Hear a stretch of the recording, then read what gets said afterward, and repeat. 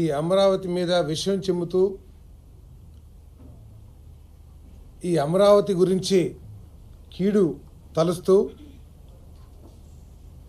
దీన్ని శ్మశానంగా పోల్చిన అవివేకులు, స్వార్థపరులు, అప్రజాస్వామికవాదులు ఇప్పటికైనా పశ్చాత్తాపం వ్యక్తపరిస్తే తెలుగు ప్రజలు క్షమిస్తారో లేదో తెలియదు, కానీ ఆ భగవంతుడు ఏమైనా క్షమిస్తారేమో ప్రయత్నం చేయాలని చెప్పేసి నేను మనవి చేస్తా ఉన్నా. నేను నిన్నటి రోజున ప్రజలందరూ కూడా వాలంటీర్గా, ఎందుకంటే స్వయంగా నేను బాపట్ల, ఏలూరు జిల్లాల్లో నేను చూశాను. నేను వాహనాలు సరిపోక కొన్ని వేల మంది గ్రామాల్లోనే మిగిలిపోతమే కాదు, బస్సుల్లో వచ్చిన ప్రభుత్వ ఉద్యోగస్తుల్ని, అంగన్వాడీ ఎవరైతే రావాలనుకున్నారో వారందరికీ ప్లేస్ లేకోకుండా చేసి మేము వెళ్ళాలి మా అమరావతి పునఃప్రారంభ కార్యక్రమానికి అని చెప్పేసి ప్రజలందరూ కూడా చాలా ఉత్సాహంతో ఎండను కూడా లెక్క చేయకోకుండా ఈ కార్యక్రమంలో పాలుపంచుకున్నారని చెప్పేసి నేను మనవి చేస్తామన్నాను. నేను అంతేకాకుండా ఈ సభలో విశ్వగురువుగా గుర్తించబడ్డ సాక్షాత్తు ఈ దేశ ప్రధానమంత్రి నరేంద్ర మోడీ గారు ఈ రాష్ట్ర ముఖ్యమంత్రి చంద్రబాబు నాయుడు గారి గురించి చేసిన వ్యాఖ్యలు జ్ఞానం ఉన్న ఎవరికైనా సరే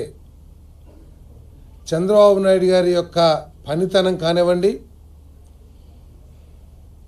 ఆయనకున్న గొప్ప దూరదృష్టి కానివ్వండి,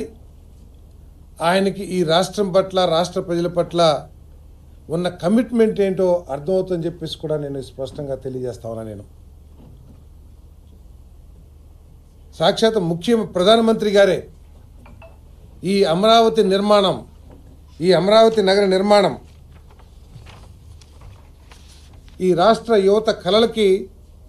కలలను నిజం చేస్తుంది అని చెప్పారంటే అమరావతి యొక్క అవసరం, అమరావతి నగరంలో ఉన్న శక్తి సాక్షాత్ ప్రధానమంత్రి గారే కీర్తించారని చెప్పేసి కూడా ఈ సందర్భంగా నేను తెలియజేస్తా ఉన్నా. నేను ఈ నగరం భవిష్యత్తులో ఐటీలో కానివ్వండి, ఇన్ఫర్మేషన్ టెక్నాలజీలో కానివ్వండి, ఆర్టిఫిషియల్ ఇంటెలిజెన్స్లో కానివ్వండి, గ్రీన్ ఎనర్జీలో కానివ్వండి, ఎడ్యుకేషన్, హెల్త్ రంగాల్లో దేశంలోనే నెంబర్ 1 నగరంగా అభివృద్ధి చెందాలని చెప్పేసి ఆయన ఆకాంక్షించటం తెలుగు ప్రజలకు చాలా సంతోషాన్ని ఇచ్చిందని చెప్పేసి కూడా ఈ సందర్భంగా తెలియజేస్తా ఉన్నాను. అమరావతిలో ఉన్న గొప్పదనాన్ని, దేవతల రాజధాని అని చెప్పేసి ప్రధానమంత్రి గారు గుర్తించారు, కానీ గత పాలకులు అమరావతిని ఏ విధంగా విధ్వంసం చేసింది, అమరావతి పట్ల ఏ విధమైన విషయం చిమ్మింది, అమరావతికి భ్రమరావతినో లేకపోతే ఇంకా రకరకాల వారి పేర్లు పెట్టి వారికి ఉన్న కసిని ఏ విధంగా వ్యక్తపరిచారో మనందరం కూడా చూసాం. ఇప్పటికైనా సరే అమరావతి యొక్క గొప్పతనాన్ని, ఈ రాష్ట్ర రాజధానికి ఒక బలమైన రాజధాని ఏర్పాటు చేసుకోవాలన్న ప్రజల ఆకాంక్షల్ని గుర్తించి దానికి సహకరించాలి, లేకపోతే భవిష్యత్తులో ప్రజలు క్షమించరని చెప్పేసి కూడా ఈ సందర్భంగా నేను తెలియజేస్తా ఉన్నాను. చాలా సంతోషం ఏమిటంటే నిన్నటి రోజున అమరావతి వస్తుందో రాదో, మళ్ళీ దుష్టశక్తులు ఈ రాష్ట్రంలోకి వస్తే అమరావతి ఏమైపోతుందో అని అనేక అనుమానాల్లో డోలాయమానం పరిస్థితుల్లో నిన్న ప్రధానమంత్రి గారి చేతుల మీదుగా మన ప్రీతం ముఖ్యమంత్రి చంద్రబాబు నాయుడు గారు, ప్రీతం ఉప ముఖ్యమంత్రి పవన్ కళ్యాణ్ గారు,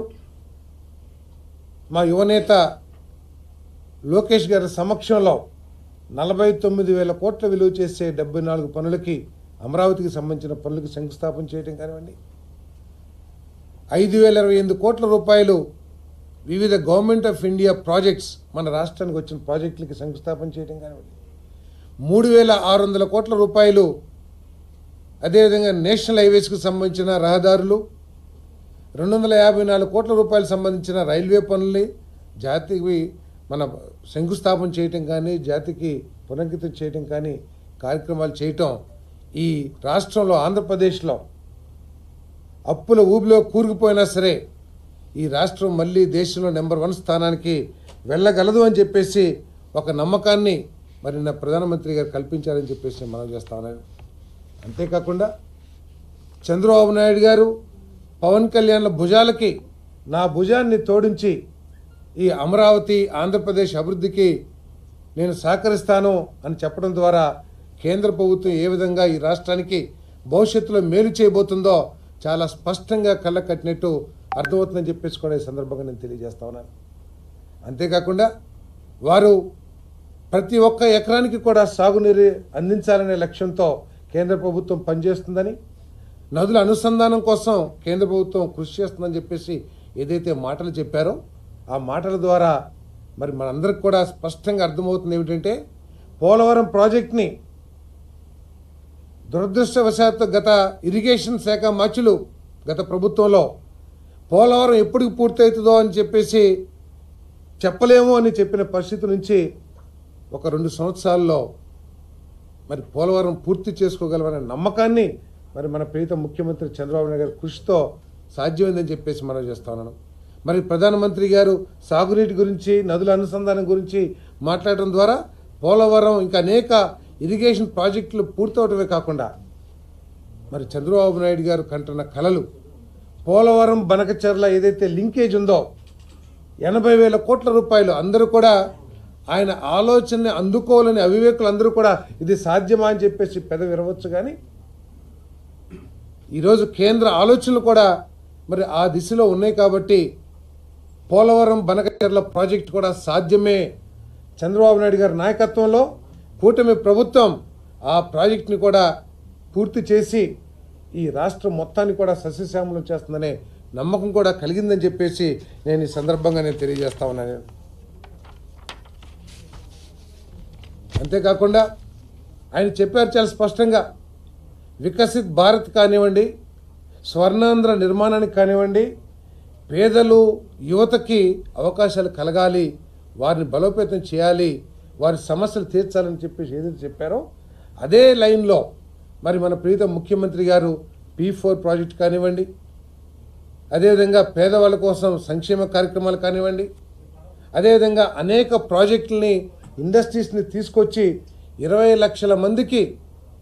ఏదైతే ఉపాధి కల్పించాలనే లక్ష్యంతో కూటమి ప్రభుత్వం ప్రయత్నం చేస్తుందో, అదేవిధంగా ఏదైతే